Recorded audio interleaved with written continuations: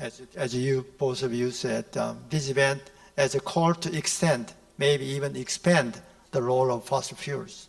And others, as Dr. Ijaz said, well, the high volatile cost fossil fuel will speed up the switch to the renewable energy. First, Brian, I'd like to ask you, what is your view on this? Frankly speaking, I can be a bit biased because I'm CEO of a gas company. You should consider that, yeah. I think the energy transition requires some time.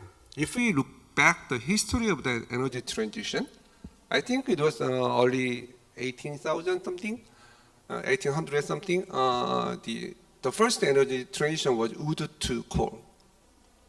And the second energy transition was coal to oil and gas. Maybe oil to gas, another transition, but I'm not sure. If we look back, the last 300 years in a single chart, it looks very short, the transition period. But I think wood to coal, I think it took more than 50 years. And coal to oil and gas, I think it also took more than 20, 30 years. That's energy transition. So, SK Gas, we already set our new identity, new vision as a net zero solution provider. Our strategy is going the two track together, low carbon and zero carbon. We cannot pursue only zero carbon. We should do the two track together. So low carbon, we started from LPG and we are moving to LNG, and also we are preparing ammonia, and also we are preparing blue hydrogen, and also we are looking at the green hydrogen opportunities. Last week, we had a groundbreaking ceremony of our new gas power plant in Ulsan. It's a first 1.2 gigawatt LNG and LPG dual fuel power plant. It means we can use LNG, but also we can use LPG as a fuel. If you calculate the price difference of LNG and LPG nowadays, then you can calculate how much money we can money if we have power plant now. So I think the flexibility is also very important. Flexibility between carbon and zero carbon energy source, and also the flexibility in carbon energy source is also very important because we have to think about the energy security. Yeah, just from the views on gas industry, I'm sure that Dr. Ijaz has interesting view on this. So that I'm not going to making a debates, but anyway, share your views on this. So, to be very direct, I somewhat agree with Mr. Yoon that certainly we have to consider a portfolio approach. Where I think I see the challenge, particularly here in Korea, is a lack of policy, or more explicitly, political certainty. Certainly, we do need to have a portfolio approach. The challenge for countries such as Korea is that we haven't seen a consistent energy strategy.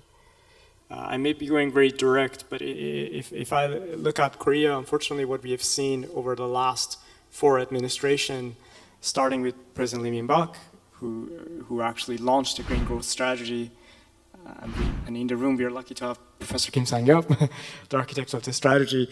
That was a very good strategy in launching energy transition in Korea. The challenge was the next administration somewhat followed it, but not very consistently.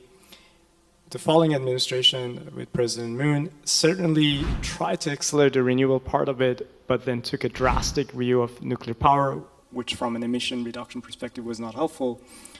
And now with the new administration, we're sort of going the other way around, and then we are committing a lot to nuclear power, but on the renewable side, the support seems to be wavering to some extent. In such a, when you have every 5 years a drastic shift, then I would agree with Mr. Yoon that this doesn't help, because energy transition takes time. And particularly for private industry, it requires consistent level of support, consistent messaging. So certainly we have to recognize that it will take us time. We're talking about net zero by 2050. But we also have to remember that we need to have a strategy that allows us to reduce emission, to reach peak emissions. Korea appeared to have been reaching peak emissions around 2018. Unfortunately, the pandemic and some of the political decision disrupted that. We don't appear to have hit peak emissions yet. So we need first a policy that allows us to hit that peak emissions and then consistently reduce the emissions to reaching net zero. And certainly that does require a portfolio of technologies. We're not going to be able to solve the political issues with technological solutions.